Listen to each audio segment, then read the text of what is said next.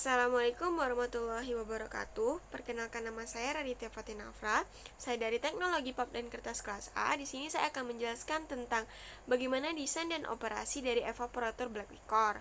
Nah, sebelum itu saya akan menjelaskan sedikit tentang wake black liquor atau WBL. Nah, wake black liquor ini berasal dari brown stock washer yang biasanya pada 13-80% dari total solid. Total solid itu adalah air dari sebuah padatan yang telah disaring. Nah, sebagian besar kandungan air ini harus diuapkan untuk menghasilkan material dengan padatan yang cukup tinggi untuk mendukung pembakaran yang efektif dalam recovery boiler. Dan biasanya antara 65% dan 80% itu total solid. Nah, selama penguapan ke tingkat padatan ini, berbagai komponen yang mudah menguap seperti senyawa sulfur, metanol, dan lain-lain dilepaskan dari likor dan harus dipisahkan dari kondensat agar dapat digunakan kembali dalam fiberline dan recoatizing. Nah, dari sudut pandang ini, plant penguapan sebenarnya berfungsi sebagai water factory di dalam mill. Nah, black liquor juga mengandung sebagian besar senyawa anorganik yang dimana selama proses penguapan mencapai batas kelarutannya dan alat dapat mengendap sebagai kerak pada permukaan perpindahan panas evaporator yang sangat membatasi kapasitas operasi pada plant penguapan dan seluruh area recovery.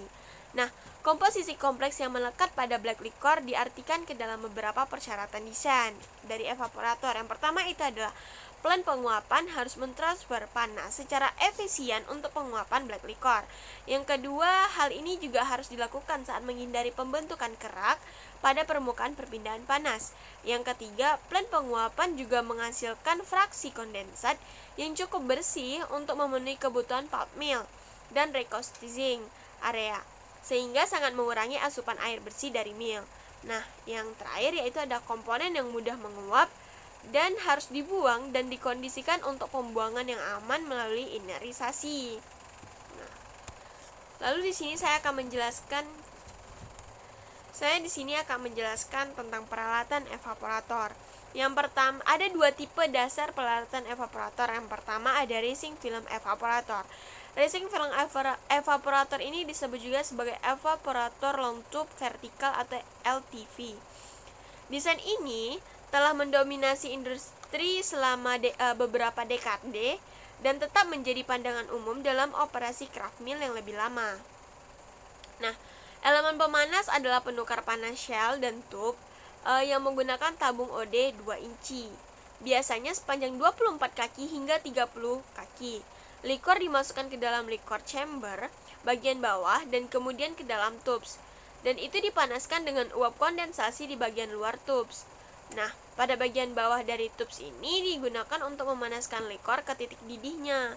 Penguapan kemudian pada ketinggian di dalam tubes di mana tekanan uap likor umpan sama dengan tekanan sistem.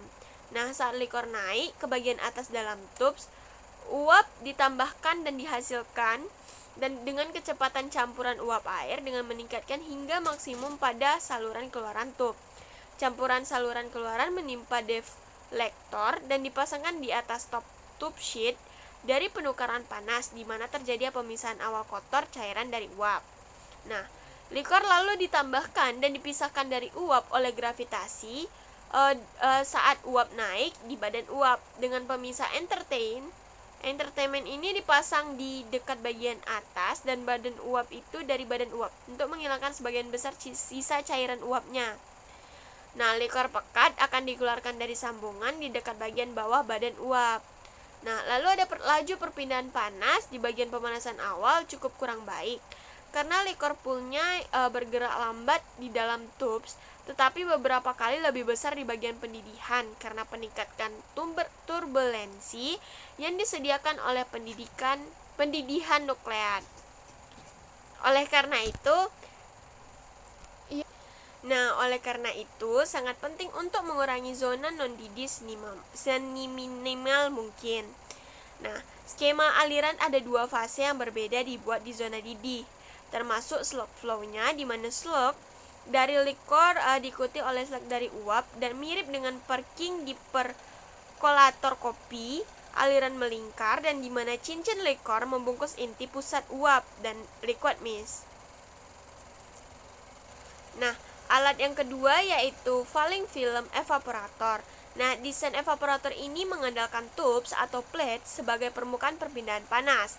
Likor diproses di bagian dalam es pada unit tubular, tetapi di bagian luar permukaan dari pemisahan panas dalam desain plate. Nah, prinsip kerjanya evaporator FF ini terdiri dari wadah likor di mana volume tertentu likor disirkulasi ulang secara kontinu ke bagian atas elemen panas. Perangkat distribusi biasanya tray atau spray nozzle dalam beberapa desain, kemudian mendistribusikan aliran likor ke seluruh permukaan panas. Lubang dalam unit tubular atau slot untuk unit plate diposisikan untuk memungkinkan likor jatuh ke tube sheet atau plates. Nah, distribusi likor ini yang merata merupakan pertimbangan kritis untuk jenis desain ini, dan tray dan tube sheet atau elemen plate semuanya juga harus rata. Nah, lalu cara kerja falling film evaporator ini bagaimana?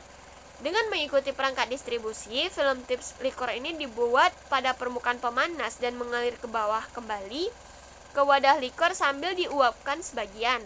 Laju perpindahan panas jauh lebih baik, terutama pada konsentrasi yang lebih tinggi saat menggunakan desain falling film di atas desain rising film, karena likor jatuh secara turbulen di atas permukaan pemanas. Setiap persyaratan pemanas, awal likor juga dicapai secara efisien dalam desain falling film.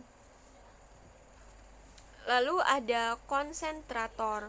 Istilah ini mengacu pada kelas desain evaporator yang secara khusus dirancang untuk mengatasi dua masalah tersebut yang terkait dengan pemrosesan black liquor pada konsentrasi tinggi. Yang pertama itu ada presipitasi komponen jenuh dari likor.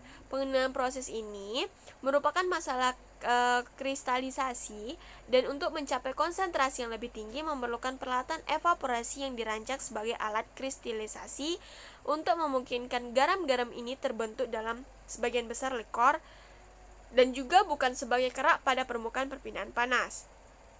Yang kedua yaitu ada viskositas likor yang tinggi.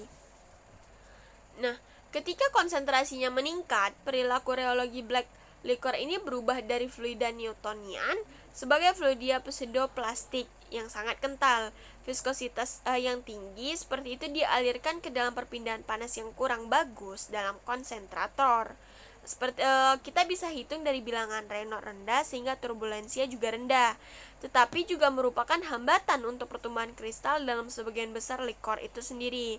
Selain itu, penyimpanan likor yang pekat, terutama jika di atas 75% total solid, mungkin harus berada dalam tangki bertekanan untuk mempertahankan kemampuan memompa likor ke boiler, serta pola penyemprotan yang tepat.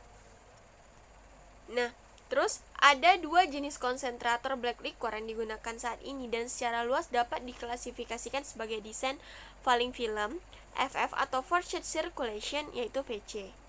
Nah, yang pertama ada falling film konsentrator.